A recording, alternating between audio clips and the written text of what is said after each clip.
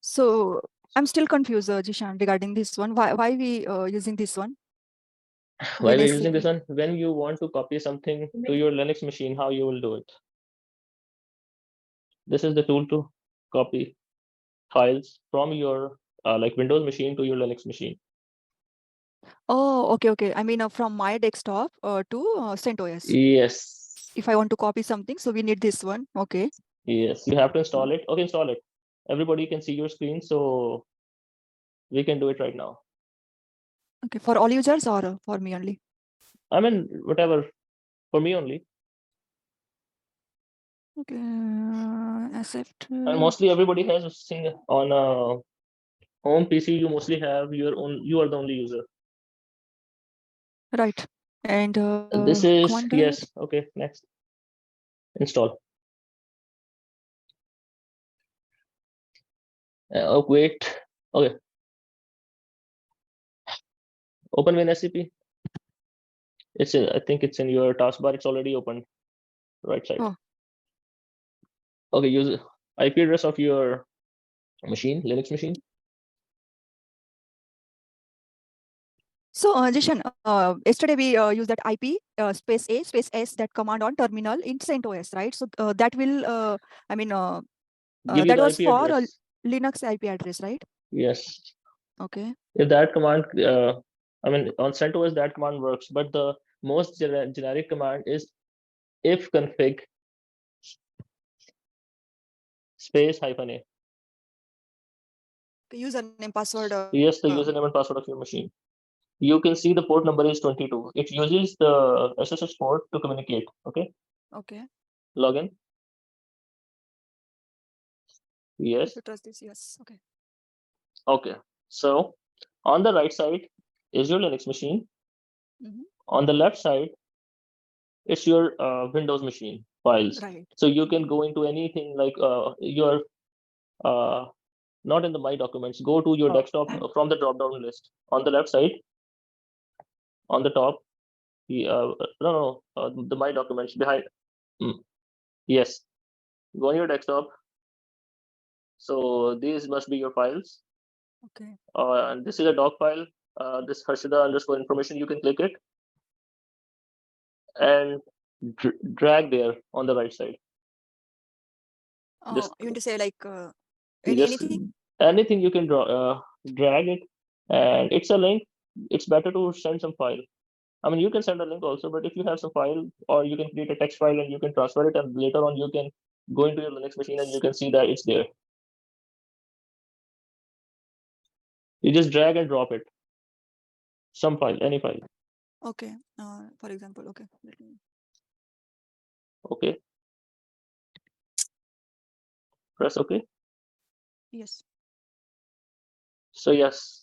Okay. Now that folder, if you go to your putty session.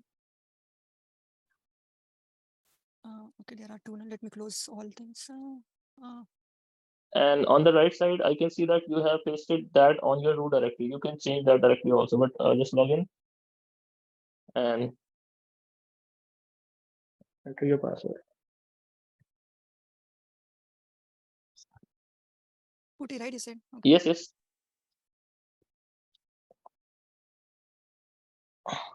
ls. Okay. Okay. Oh, So there is your okay. file. Okay. Yeah. So if we need to copy something, if we need to, because in most of the time when we have very big log files, like the file size is 10 GB. What Windows does is, if I want to see that log file, Windows will open a 10 GB file and then it will start looking into it. And if the machine or my Windows machine RAM is 4 GB, it cannot open a 10 GB file. Or what it can do is it will start using the paging area of your hard disk. So it will become real slow. What Linux does is it will start reading file line by line. It doesn't need to open a file in the memory. So log analysis, log reading, and everything is done very efficiently in Linux. So sometimes we use WinSCP to copy the file from one machine to another machine. I mean, if both machines are Linux machine, we can do it through another command. But if we have a log file at our Windows machine, we can send it to Linux machine and then we can troubleshoot it what's happening. So in real time, Nishan, we just have this screen, right? This is like a VMware station. So is there like other desktop too? I think they in the real time there will be IP address given, right? Yes, just IP address given. And let me tell you, this is not the topic of today. We will cover it later. There are actually two type of hypervisors. VMware Workstation is a hypervisor. What's a hypervisor? You should remember this terminology. You can pin the board. Stop sharing and pin on the board, whiteboard. Yeah. So okay, I will not. I'll go very brief, but this is called hypervisor. Is it What's not a a virtual machine? No, hypervisor is a generic name for this VMware Workstation or VirtualBox. They are hypervisors. What they are actually operating systems. They are very customized operating systems, and actually they manage your the CPU, host, and hard disk requirements of your VM. It's like you have we will be wasting time here because it's a complete topic in my next slides. You have hardware, there is your OS, and there are your applications, right? Yeah. Now, what this hypervisor will do, you have installed an app, which is VirtualBox. Okay, what app need is, it needs CPU cycles, it needs RAM, and it needs disk. On the disk, any app will, if you install Microsoft Word will be installed on your disk. It will be executed in your RAM, and it will be processed through your CPU. So what VirtualBox does is, it's a hypervisor. It creates a VM. VM is like CentOS. And it takes the hard disks. On the hardware, you have disk also, right? So it will take the disk from this hardware and present it to this VM. It will take CPU from this physical box, and it will share with this VM. And you have RAM of 8 GB, let's say. So we have taken 2 GB of the RAM, and we have given here the RAM through this app to this virtual machine. Okay. So now we have hardware, we have OS, we have this hypervisor solution, and then we can have multiple operating systems here. Okay. Yes. Got it? Yeah, yeah. This is called type 2 hypervisor. Type 2 hypervisor. But there is a problem with it. You know, your machines are Linux machines, very stable, but your base OS is either Mac, which is very stable, or Windows. Windows itself is unstable. I mean, if you can leave your laptop powered on for 2, 3, 4 days, a month, maybe you need to reboot it, because either it will get slow or it will get crashed. So if this OS gets crashed, everything is gone, correct? Mm-hmm. So there is a type 1 hypervisor, which is used in production. Bare metal hyper. Yes, that's bare metal. It is, instead of this OS, we install that hypervisor, esxi. It's a VMware product, or Hyper-V, or VMware. This is VMware. esxi is VMware product. Yeah. And in the corporate world, like in the corporations, 70% of the share is taken by VMware. So mostly in organizations, you will find esxi running. Maybe esxi version 5.5, 6, 6.5, 7, 8, whatever. But it will be esxi. On AWS, I don't know, my board is, okay, there's some reflection. I can change the direction. Give me a minute. You can close the light. Then how will you see it?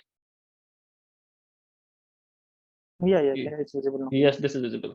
So you will find esxi, and there are a lot of hypervisors, Zen, KVM, which are actually open source. There are many open source hypervisors. Open source. So that will be Zen, KVM, and because they are open source, so a lot of companies has taken the image of this or the operating system or the ISO of this hypervisor, they customized it and they have made their own hypervisors. What esxi is doing, I mean, what VMware is doing, we don't know because this is their property. So Hyper-V is for Microsoft. This is a Microsoft product. So this is little, now we are working with type 2 hypervisors.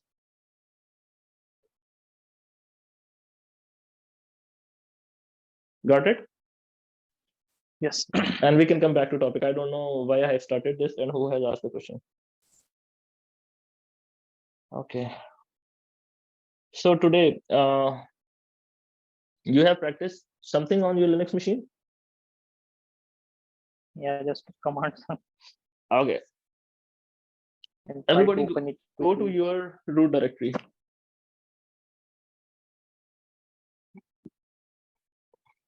I will tell you how to navigate in Linux. Everybody go to your root directory. There are tons of ways, but if anyone has any problem, you can ask me right now.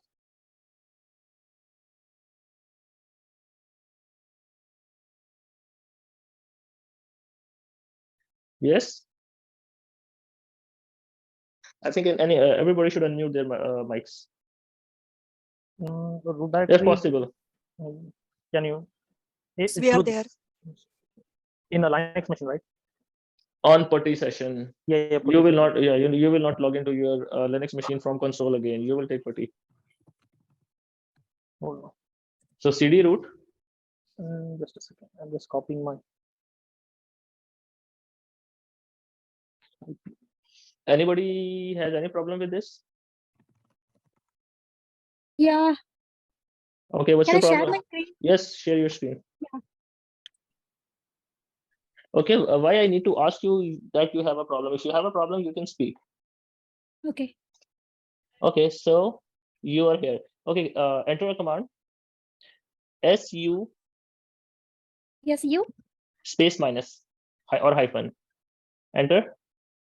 Enter your password. That's good. Now cd/root. Actually, let me tell you, if the cd space root /root, you can see the screen. It's /root. cd//root. Space. No, not space. No space. Root. Enter. Now press pwd. Type pwd. PWD. Yes, enter. Okay. So before that, if you can see, you were not allowed to go in that directory, or you were not able to create any file because you were logged in as Manju, and Manju is not a root user. So you can see that after localhost tilde, Okay. there is a $sign. Everybody can see that, right? $sign means, I mean, before SU, it was $sign. When you switch user to root, the sign changed to #sign. Okay. The hash user. shows you are a root user. Any other Can user I is with share my $sign. screen? Can I share my screen? Okay. Share it. Okay, So I have one more problem. So if I enter cat file1, I can do it. No, where is your file The one? files. Where is your file one? Where you have placed it? You have to provide the path. Oh, So you remember the file path, or what you can do is you can find that file in your machine. okay. Through, and I will tell you later how to find a file. Otherwise, create a new one. Okay. Okay. I'm sharing my screen. Okay. Let me check. Can you please turn? Yeah, I'm going to stop my screen. Yes, Mohsin. Yeah, this is. Yeah, If config, and I say if it's you are writing ipconfig. It's not ipconfig. ipconfig is for Windows. Yeah, sorry. That's why like. No, it's for Windows. So I'm gonna need to copy. No, your IP address is like it's above. It's not here. I mean, scroll up. Wait. Come down slowly. ENS33, yes. 192. No. This one? No. This is not. This is virtual bridge. There.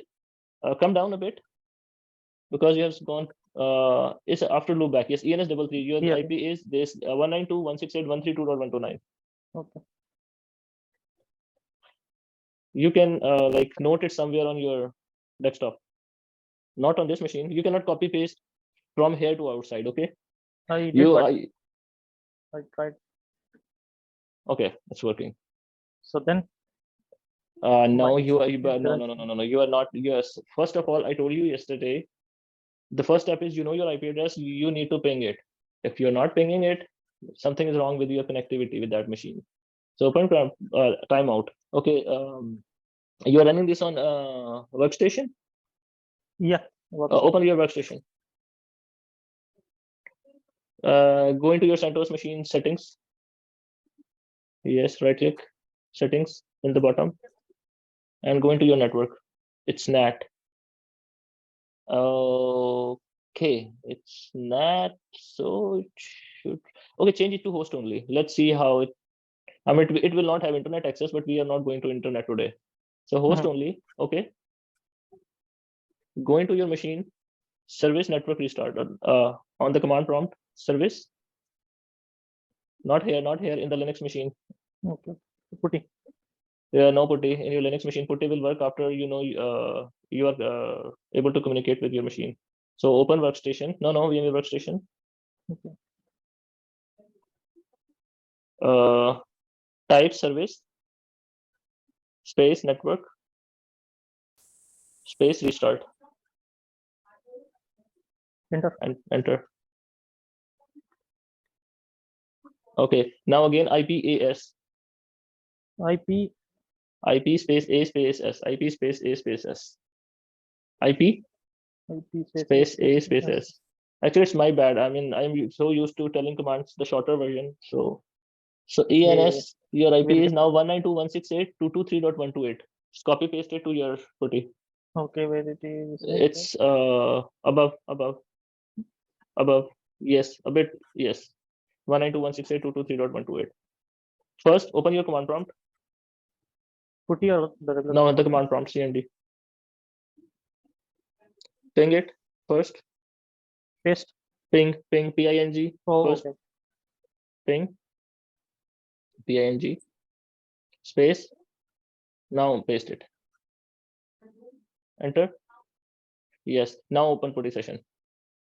Do I need to put the same IP? Yes, you need to put the same IP. Actually, you cannot go to internet with this IP because it's something is wrong with your netting. I don't know what. We will troubleshoot it later. Yes, because we are not doing anything on internet today. Login as root. I think we have wasted too much time today. Root. Yeah. But we will start navigating right now. Root. And your password.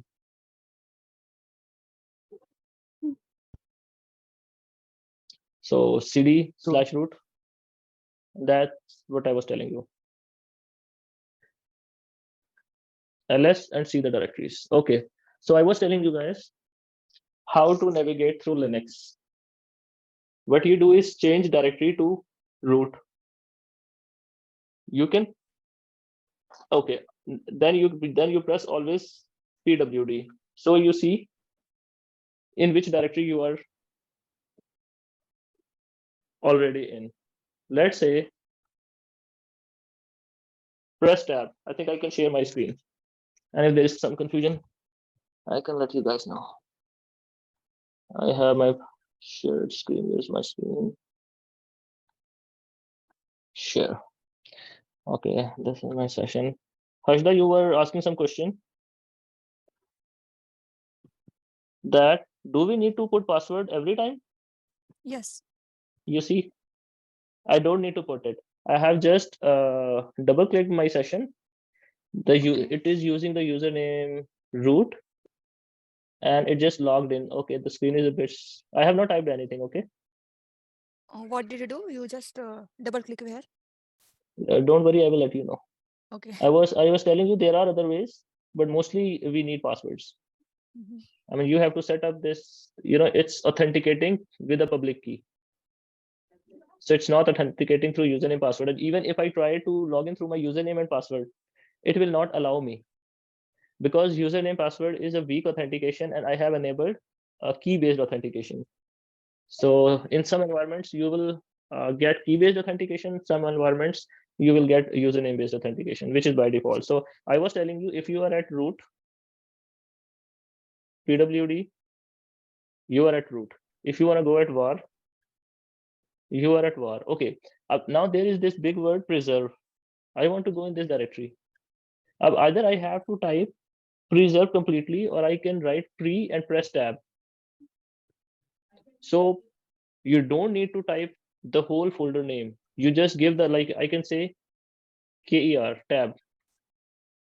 So a good Linux administrator is who uses tab on every like single minute or single second. Right now, I am in Kerberos. So what if there is like 2-3 same name? Yes, then you have to be like, one is Kerberos, one is Kerberos 01. Yeah. So you have to go all the way to till it is unique. And mostly it is unique. It's very rare when there are unique names, because okay, so if I want to go back, I can go cd double dot. I can press enter and then pwd, I am in var. Now cd double dot, pwd, I am in root. So cd double dot is going one step back. Step back, yes. And if I want to go 2 step back, I can do it in single command. So I can go var with Kerberos ls cd dot dot slash dot dot. I should be at root. Okay. What I can do is one more thing. Up arrow. I can go here, and now I'm at root. cd this. I'm at var. I went 2 step back and 1 step ahead. So this is how you can traverse through the directories. Now, okay, I will share the history with you guys later. I will share the screenshot and you can practice it. Right now, I'm just telling you how to navigate through the machine. And root is the main directory. Okay, then just give me a minute.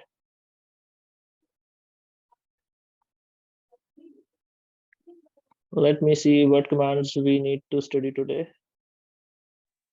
Okay, a lot of them. Sir, can you share that file in group so that we will get what exactly we are covering today? Okay, I will share it in the group. Yeah. I don't know if I can. I don't know if I can do it all, because some days we go ahead, some days we go back. So today, let's see how much we can cover. So what was your question and who was asking? Yeah, my name is Yunus. So okay. Yeah. So I have one question. From like how to move a file from one one folder to like a next like server, I can say, like from inside your machine. Yeah, inside. For example, I will give like scenario, like we have like jump box, like jump from jump box in temp file, we have one file. So that file we have to move to a different location. So how we have to put source and destination? So for example, this is a temp file, right? In your screen I can see temp. So cd temp, if you do cd temp, okay, ls, yeah. So for example, this file, for a first file, like system or what I can say, this small file yum.log. You want to copy it where? Somewhere? I want to copy into different location. So different location on the same machine, or different location on a different machine? Yeah, the same machine also, and different same machine, you different can location. cp yum.log.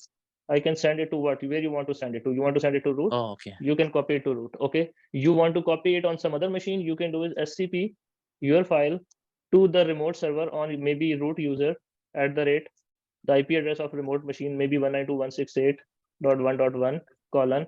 Where is the path where you want to put it? And var log somewhere you can put it, but I don't have this machine right now available.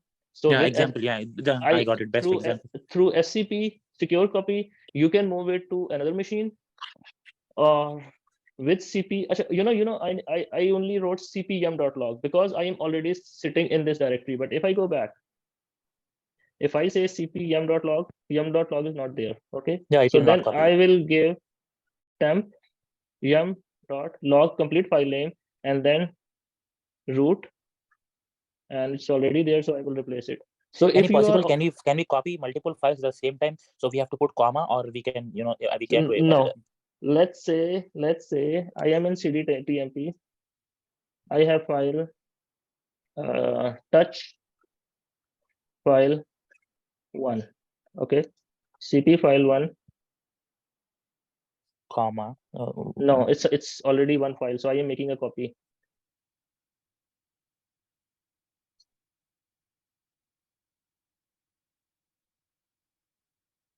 Sorry. So you just press up, right? Navigate up. Yes, I press up and change them. So now I have again. 5 copies of this file 1, 2, 3, 4.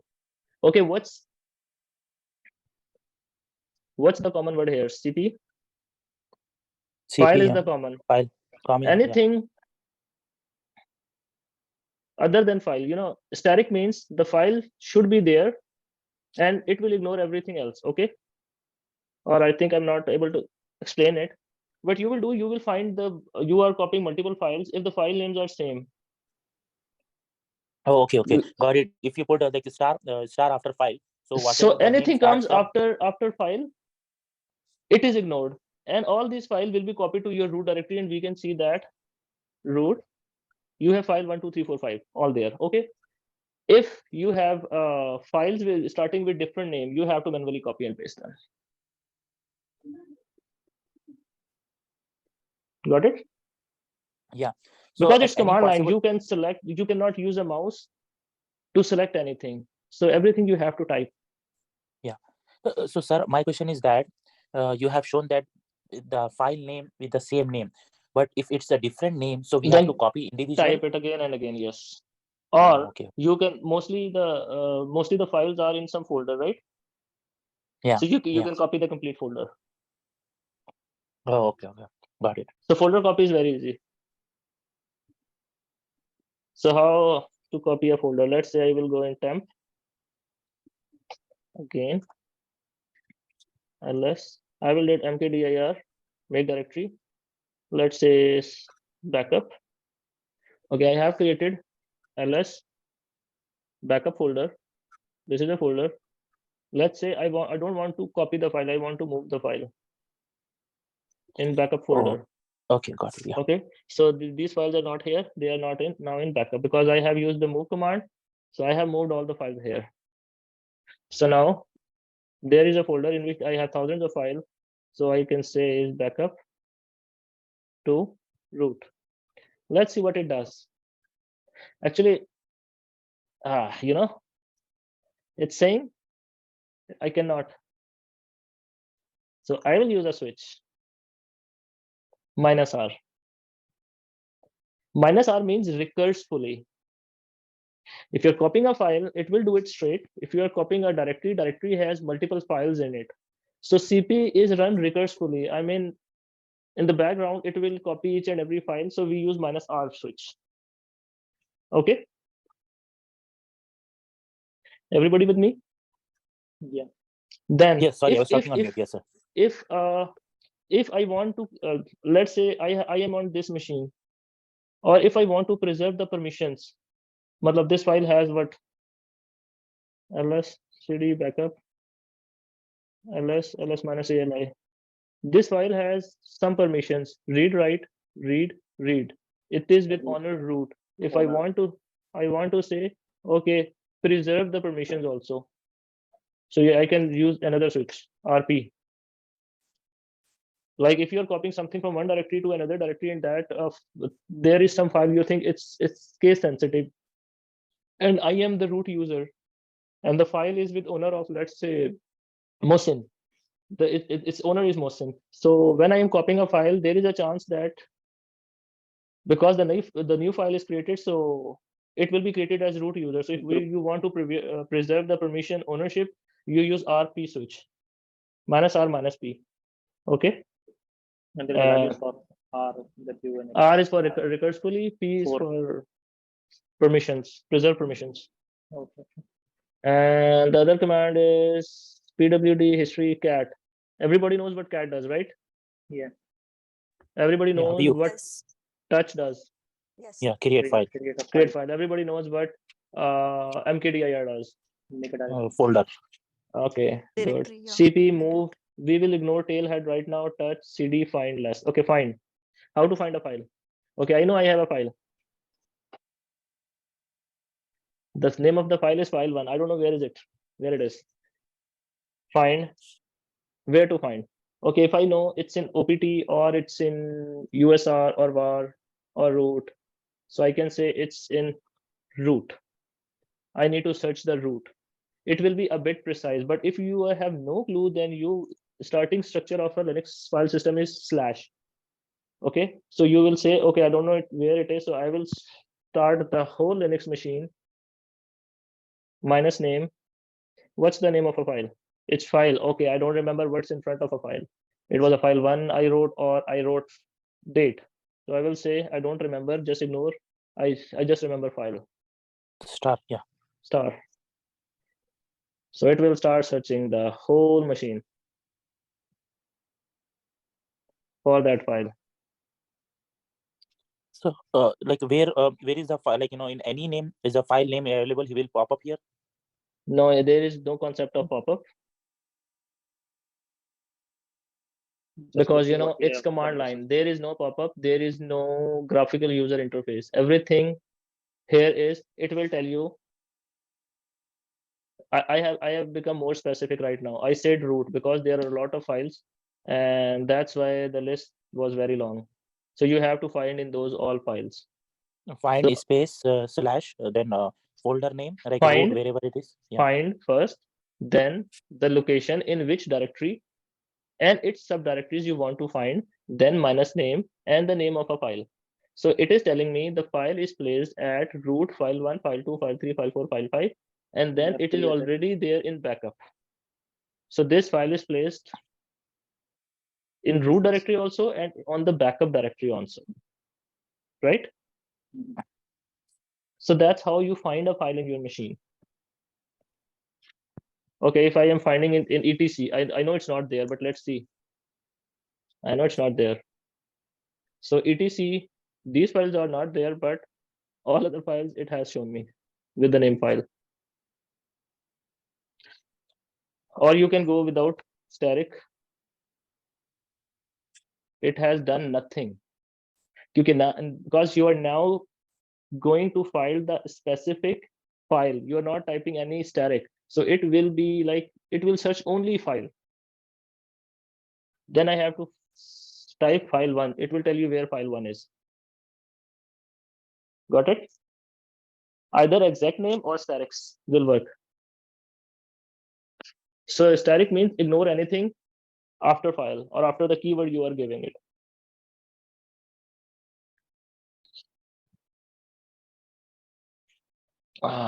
Cd var log messages. I don't have messages. Okay. I'm trying to find some anything in the main log. Very few stuff. I want to have a big file. I think I don't have any big file here.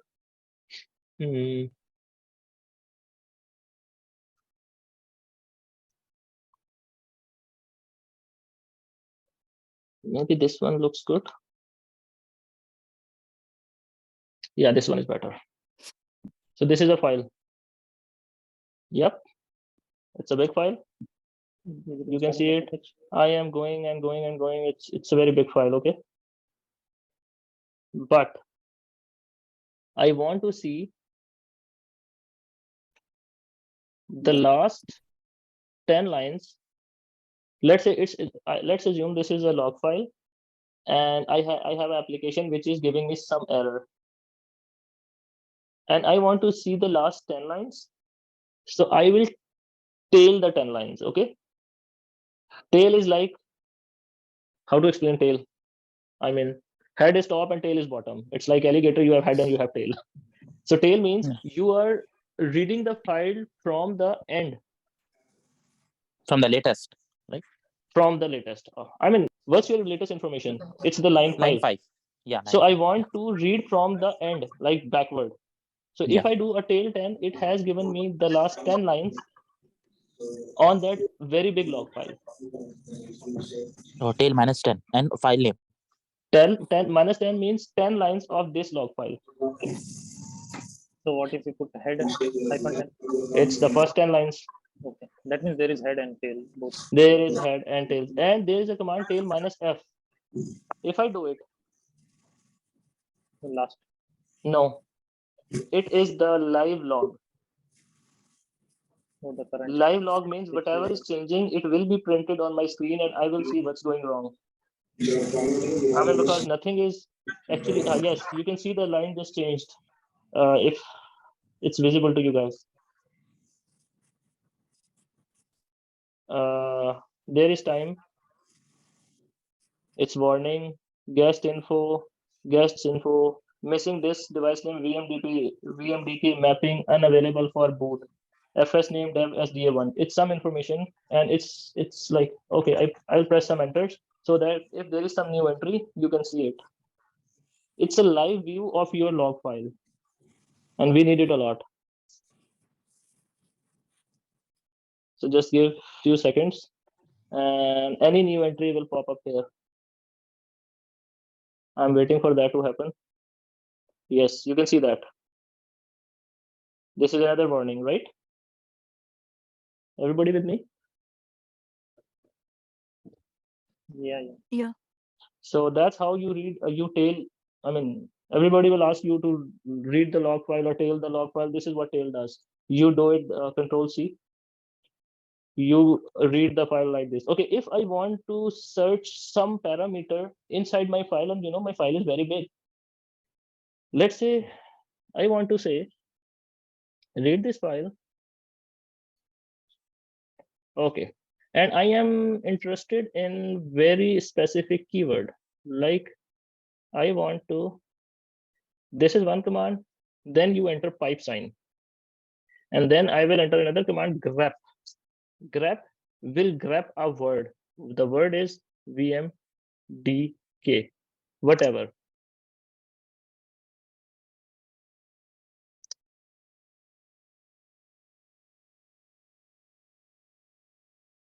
Grep VMDK. So it has grepped the file with all the entries of VMDK.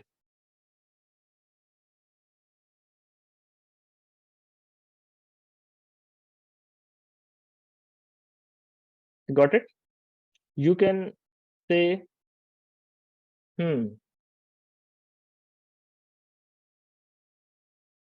am not interested in, let's say this is too much information. I will say cut minus D.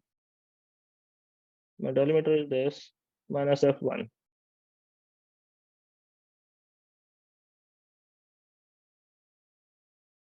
Some information is missing. Can you see that? I think all should unmute your mouse, mics, because I don't know if you are getting. Scroll up. I see already the missing. Okay. If I say F2, there is a different information. If I say F1, there is this different information. It's the same file, right? I can show you the file is same. VMware, VM, SVC, root log. The file is same. If I say F3, there is no information. Correct? F3 means like exactly they are pulling the F. Now I will tell you what this command is doing. But I want to show you, it's very complicated right now for you to understand everything. What I have done is I am just telling you, if you are going to traverse log files, you need to find some very specific information. Oh, yeah. Okay. Yeah. So what I have done is more means read this file. I have one question. Yeah. So what's a grep means? Okay, that's what I am telling you. Grep is more. Find the word which is used multiple times, right? Or a single time. I just want to grab this specific word. Oh. How many times, it doesn't matter. Every line with the word VMDK will appear in my search. Okay. Okay. So if you're using the same name. Same name like okay, let me explain this command, then I can come back to you. More or cat to this file. This file was very huge. Probably I have entered a pipe sign, and then I grabbed my word which I am searching. I have searched VMDK. Why I have searched VMDK? Because it's not a real log file. Maybe I am searching for wherever the error words come. Like if there is error in the log file, like ERROR. If there is any error, because the log files have billions of entries. I mean, the log files are traversing like hell. I mean, millions of people are visiting my website, and there is so much entries in my log file. So I should look for the word error. If there is error somewhere, just grab the word error. Okay. So it will ignore anything else, and it will find the line which is giving you the error. Then, okay, this is an error. I need to filter down a bit more. You know, what? Oh, there's no error, sorry. You see, because VMDK, there is no word error in my file. So this is a lot of information. I'm seeing I am having some warnings, or I can search for warning or error or whatever. And I want to see, I want to filter this output. There is a very fine tool. Cut. Again, you have grabbed VMDK. Now, pipe sign again, cut minus D. I want to cut this whole. This is the complete line. I want to cut it. Okay. I want to be more specific what I want. So you have to select that particular box? You have to, it's not Windows. So you have to select the delimiter of your choice. I mean, what is a delimiter? Delimiter is anything is in this line. It can be colon. Sorry, I can highlight it again. It can be this bracket. What was the term you said? Delimiter. Delimiter. It can be this colon. It can be space. It can be anything in this line. So I have selected semicolon.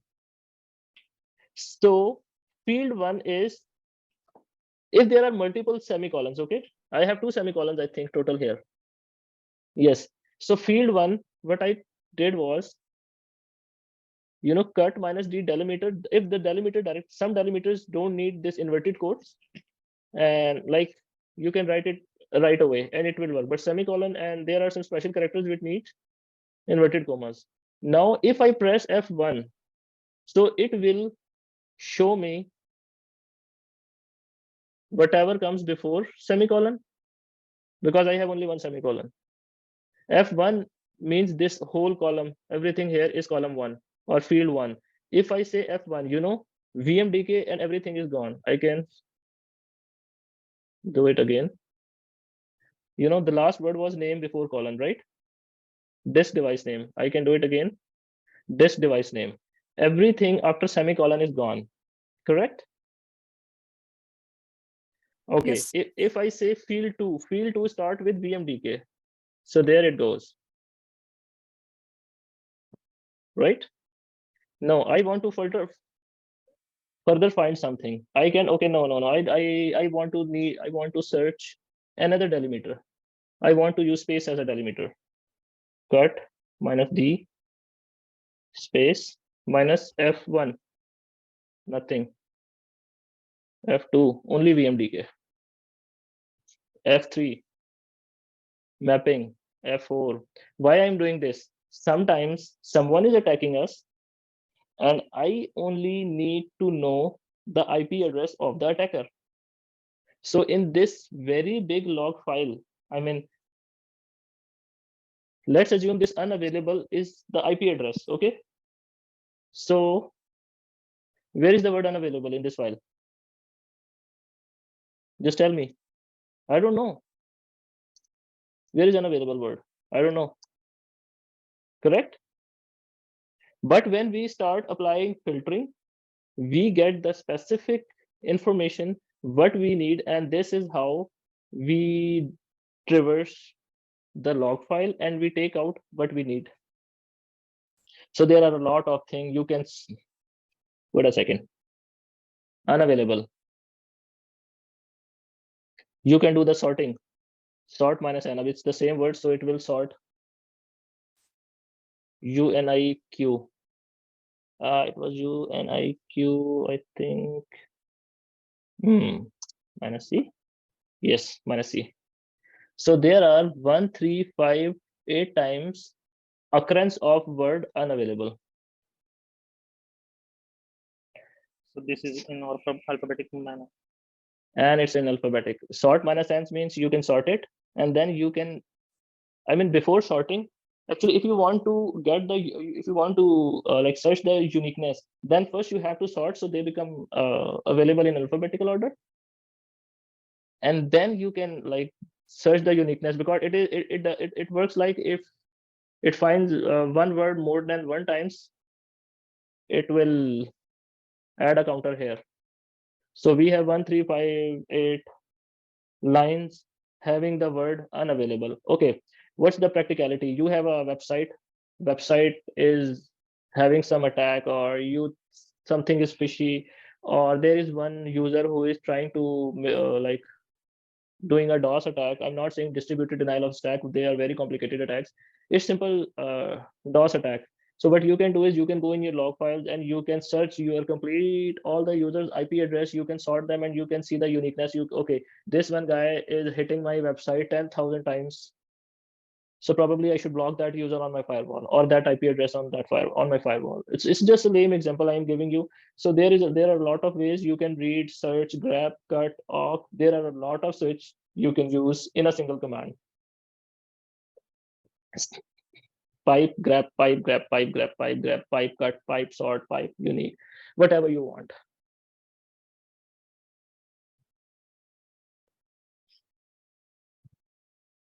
Dishan, Everybody if you with want me? to, yes. Yes. So if Yes, sir. I'm good with this one. But suppose a little different question. If I want to see the GUI structure for these directories, so just like that, WinCP is one of the way, or like where we can see for Linux machine. WinSCP, you can use WinSCP, you can use FileZilla. Oh, okay.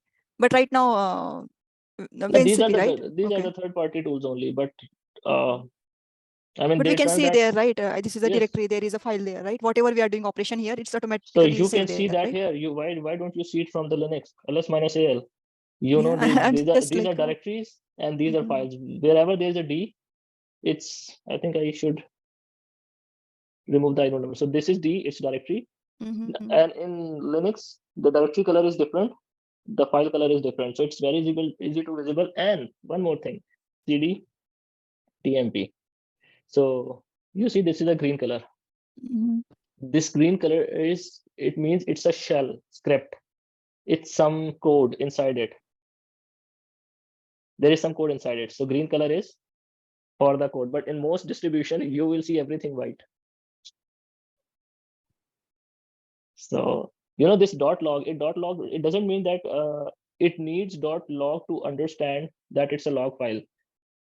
We write .log so that we know it's a log file. Otherwise, it will be very difficult for someone to find it. Where are the log files? So we put that extensions just for the easiness of our brain that it's a log file. Otherwise, Linux don't care if it's log or txt, it will behave the same way.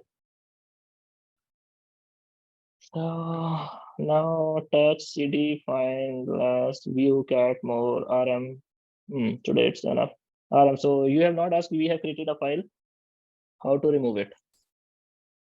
Sorry, cd root R file. rm file. Okay, file 1, file 2, file 3, file 4, file 5, or all of them. What do you want? Okay, rm file static. Yes, yes, yes, yes, yes. Okay, we have a backup folder. Where is that backup folder? I want to delete that folder. Now I cannot delete a folder like this because it's a directory.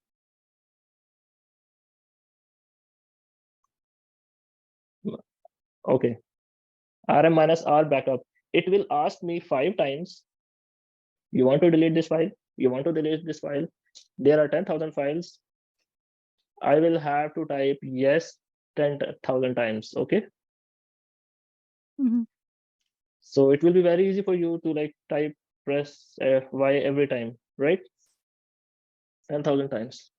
No. No, it's not easy. So you put F. RMRF, okay. Forcefully. But you Okay. should be very careful with that forcefully option. You know, it will ask you nothing and it will do it. Not a warning, no time, just like that. Release. Everything will be gone. So now ls. And if you are standing at root, let's say, and you say RM minus RF, and by mistake there is a static, what will happen? What is it? If पूरा you are चला saying, जाएगा. पूरा चला जाएगा. Nothing will be there anymore. Your machine is gone because you are standing at root. Yeah. RM minus RF everything. It will remove 90% of your files. Maybe 10% will remain, but that will be useless. So with RF, whenever you start typing a command, always type pwd so you know your present working directory, where you are standing, where you are working. Because at times we use RM minus RF static, but inside a folder. Like if I have a folder mk dir test, this is a folder, I can go and test. There are a lot of files, so I can see, okay, I'm sitting in test, so RM minus RF static. Fine, I can do it, but it's better to be very careful about this command. Yeah, make sure we are in right directory, right? If you want You to are delete in right something. directory. Okay, you can do it this way, or no, touch test.txt. I have created it. Either I can remove test like this, or if I am sitting at root, I can say, what was my path? Root test. RM/root directory test and file test. So you can remove like this. Either you give the full path, or you go in the directory and delete that file, or you can delete anything from anywhere. Like, but you have to give the complete path. Absolutely. So is there any way, Absolutely. Jishan, in case by mistake we deleted, so is there any way to Recover it? No, there is no recycle bin. No. No. So you make sure you create a backup. So if, I mean, in the real world, whenever you delete a file or you want to edit a file, we always make a copy of it with the date name, that I have made a copy of this file on this date name, and then I edit a file, I run my program. If the program crashes, at least I have a copy. Because No, you cannot, anywhere, right? We can save that copy, right? Or we need to create one directory and we can. Mostly, what should I do? I have a text file I want to edit. Okay. The best practice is, I mean, there are, you can do anything, but for me, what I will do is root test. I have a test file, right? I will say dot back, and what is today? Like, I don't know the naming convention you use there. 2/1/2023. Okay. So I will make a backup. If I go in that directory now, sorry, root test. So I know this is my main file and I have a backup file. If anything goes wrong with my main file, I will remove it. Yes. And this is my backup file. I will cp that file with the original name, and my program will be at least backup. So whenever you want to edit a file, you always create a backup of that file. And if you're installing any package, I mean, there are organizations there who are still running maybe physical servers. So you don't have option to take snapshot of a physical server, but mostly it's virtualization. So whenever you are upgrading or even upgrading your Windows, you take the snapshot or backup of your machine. We can use the ln command also, right? ln? Yeah. For what? I don't know. Backup. ln. Yes. Yeah. File name. I don't know. I have not used. There are tons of commands out there. I mean, we also don't know a lot of commands. Oh. Because the Linux is very huge. Oh. But mostly you are creating the bash files, you are removing, copying, editing the files. Editing a file is very easy in Linux and very difficult in Solaris or BSD. Like touch, test, VI or Vim, whatever. Touch test.txt. Okay, if I don't have internet, I don't have Vim or VI. Now, because I have installed a complete package, so maybe you don't have Vim. So I have VI test, press I for insert and start typing. Then WQ before. Yes, I can type anything. Okay, if I want to delete this line, press, okay, it's in insert mode, right? Press escape, insert is gone. I want to delete that for double D, the file is gone. The line is gone. Double D, double D, double D. So what do press? K. Double D, DD. No, to clear delete that, but to remove the insert. Escape.